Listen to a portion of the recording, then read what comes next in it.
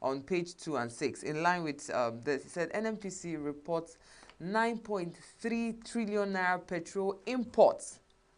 Imports as queues linger. You know, it says petrol subsidy gulps 3.3 trillion. NNPC incurs 1.8 trillion naira energy security costs. Port Harcourt Warri Depot receives premium motor spirit. Task force arrests black marketers. So they're arresting black marketers. Why? You know, they've been asked to give the Dangote this this supply in naira. This is Nigeria, to make the supply in naira, and they are saying no. Well, where does that leave the to the fact that at times you this? start doubting yourself. You say, "What is happening to me?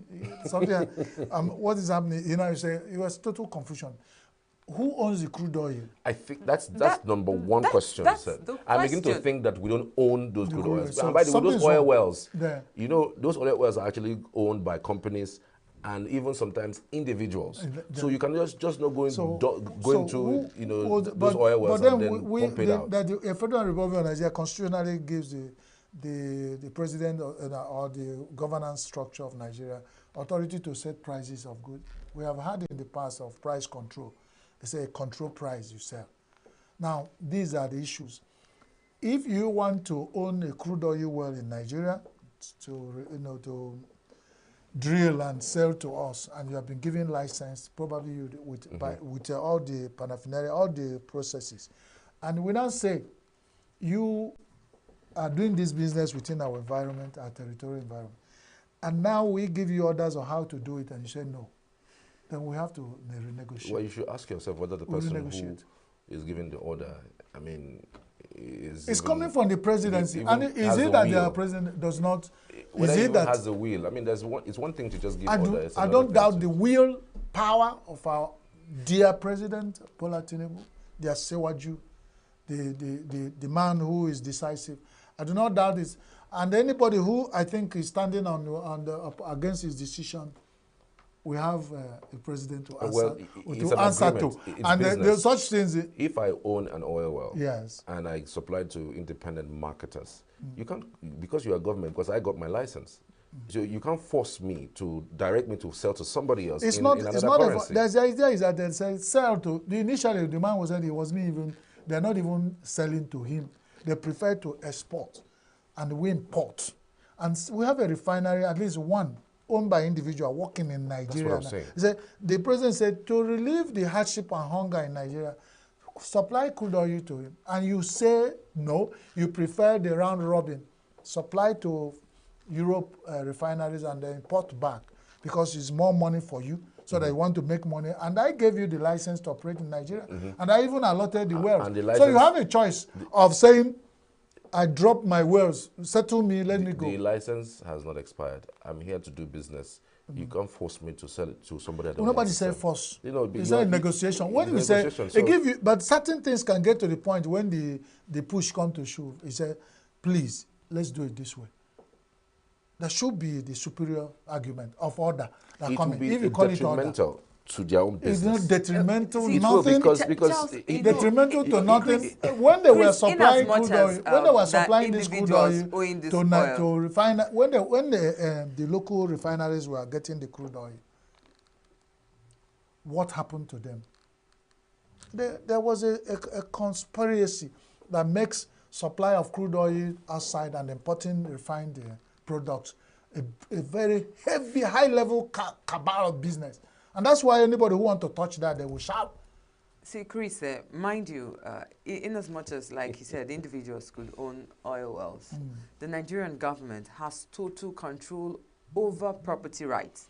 You understand? And they have the authority to seize why would even the federal government allot oil well to Dangote? Why wouldn't the Nigerian president allot oil well to Dangote? Antonio Lumelu, all those local ones who are looking for. Let me tell you something. Yeah. You want to go over and over this issue again. These guys can go to court and get injunction and start seizing your assets. You are in agreement with somebody. They can't, Charles, don't go that route. The fact, see, oil and gas are a sensitive business, that can be, fire. That's what I'm saying.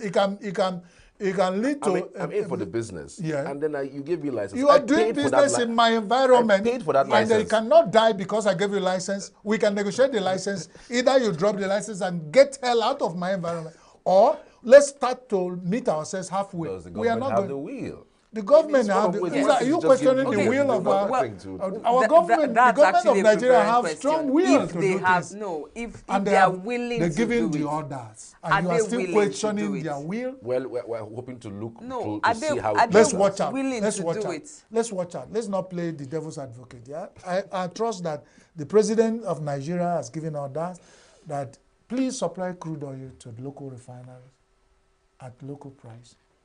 They'll sort it out and find a way of doing that. And that's only what benefits 210 million Nigerians. And that's where my interest is. I'm not interested in one single organization that drill crude in Nigeria, starve Nigeria of crude, sell it abroad, refine and bring back to make more money. Because it pays them. While we are dying. It pays them. We know it pays them. But it's not all that is paying to get home. No. Because I will be where you ask Chioma to give you money to go home. It will not work out today. So we don't get worried for them. We said we should negotiate our welfare. Yes.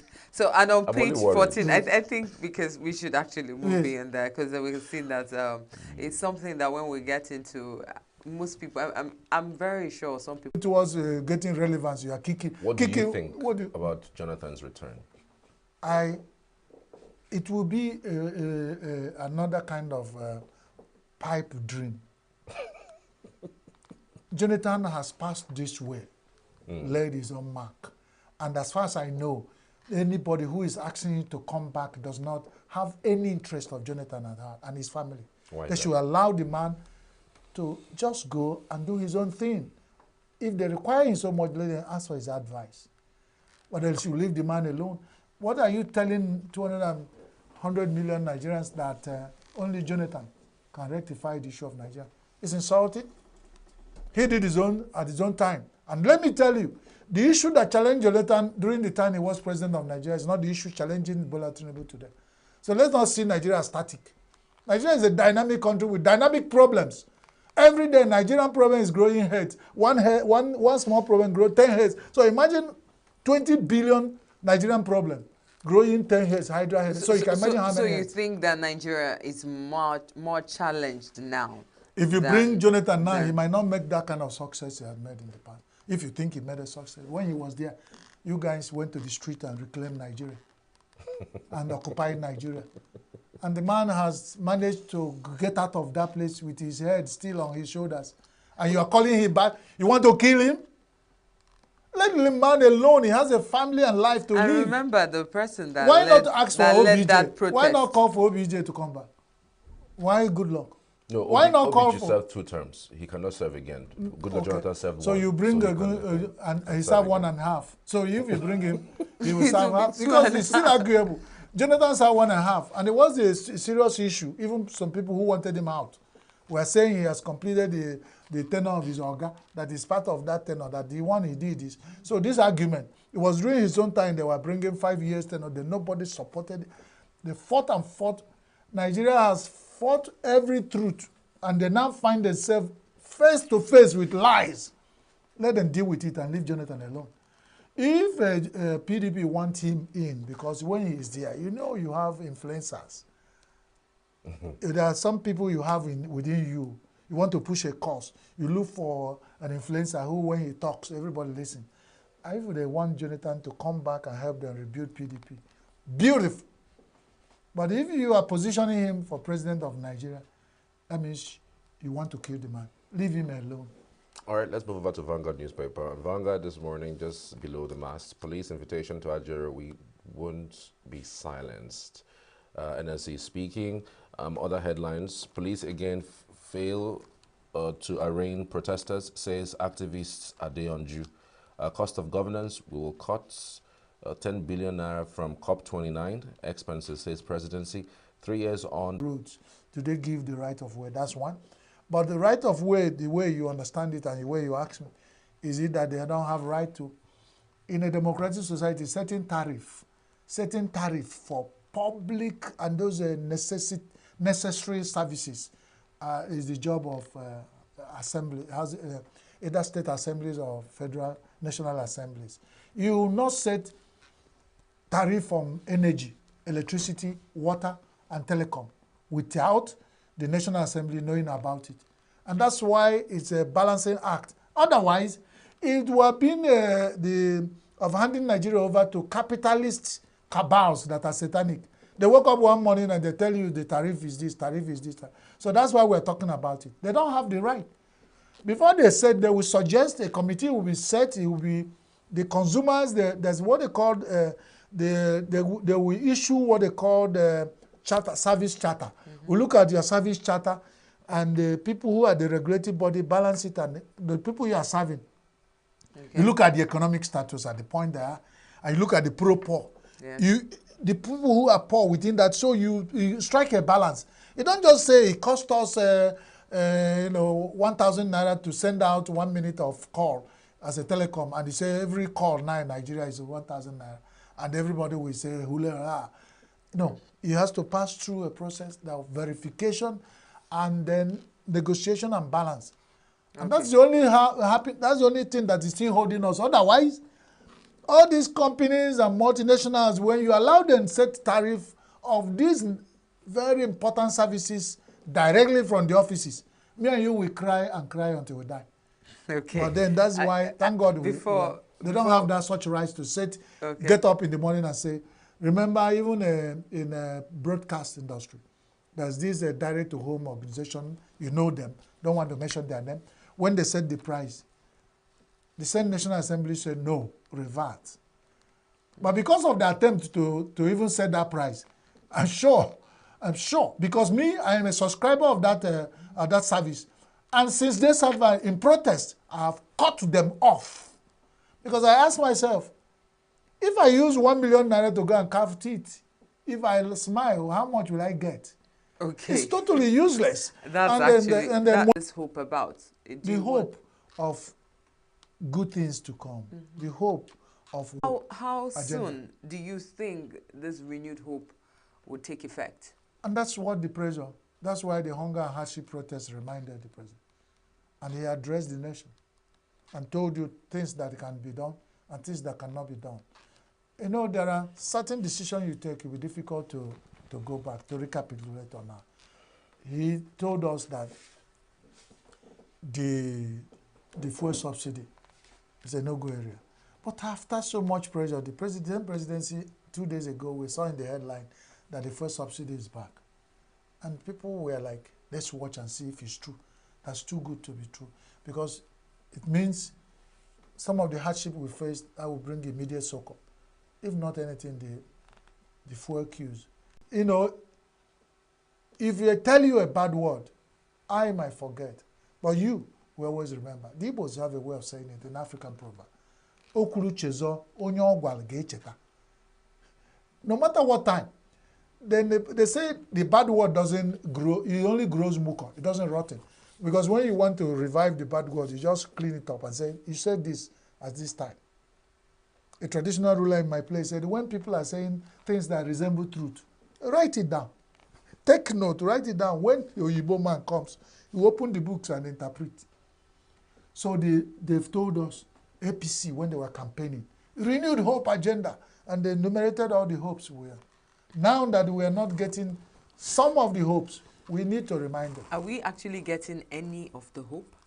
Well, one of the hopes was crushed, and we are expecting that when the president comes in power, that the fuel even situation at a point it was, and the 263 naira at the day of swearing in, it was the first clash of our hope. So we now said, the president was sworn in by 12 midday.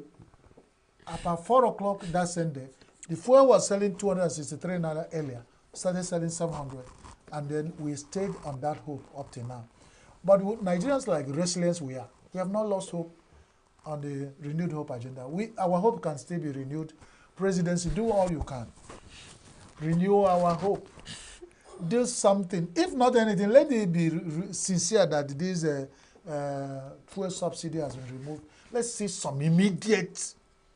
The removal of import duty on food, all food items. Let's begin to see let it not be political talk, because somebody is saying with a yacht, presidential jet, presidential mansions, presidential escalade, what they call that vehicle that is in the convoy. It's almost president. $1 billion, No, Charles. I'm not saying it's more than that. I don't sell They cars, said so I it's don't deal with figures. 995. I don't want to suffer heart attack, please.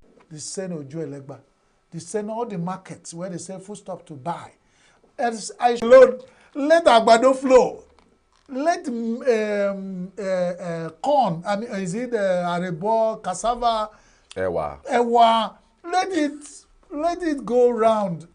We can still be happy with it. Please. You know, like a pint of ewa now is almost 10,000 or over. What are you saying? Like I said let's not deal with figures here, because it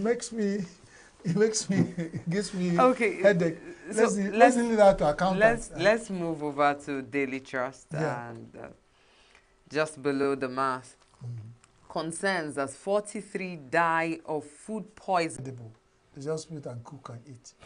And then the whole family was cleared. A family, it was only 3 months old baby. Yesterday was the headline that was survived. Yes, because the baby did. It wasn't the preservative. When the preservative, they say people get their beans, they wash it with hot water 3 times before they cook. You don't even find the beans that were preserved. Where are you preserving when you don't even have sense? You don't find. So what we are talking about, so this is stressing on the hunger. Poverty. People cannot afford anything. They're now going into the bush. Any plant they find, and some of these plants are so poisonous, and they now be killing people. And so let us be very. So people are eating something that they've never even. But worse than animals.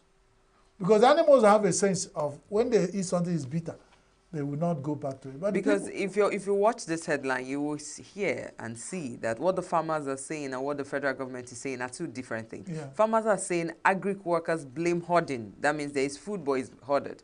It's kept somewhere. And also importation of substandard items.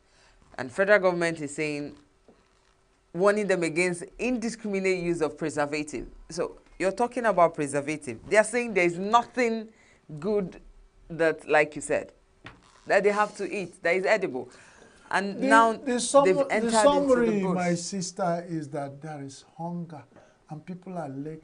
You see how people pick things in the dustbin. People disguise them as mad people. You think that just to be able to pass the street and pick anything and eat. Those people are not mad. It's just that when they see a normal human being, if they dress normally, we will now be worried. But they have to dress like mad people to pick things to eat. You can't even find that has helped us to fight plastic pollution.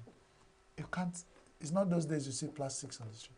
People pick anything to sell to survive. Chris, I shock you. Yesterday I was passing through a place, and as a woman parked her car and was trying to dispose something in a trash bin, a group of people rushed the bin to look for what they could get. My children are worried when you say go and dispose trash now in the prescribed place where you did. They say they won't go there. The boys that are there won't allow. They will tear the trash. No matter how smelly and how putrefied for you days. If you see young Nigerians rushing dustbins when you come to drop them. You know, when you see these things on headlines, you think it's just one of those headlines that people just put up. But it is actually playing on our faces. There is hunger and hardship, and I think we may be able to stop here. Because it's getting to a point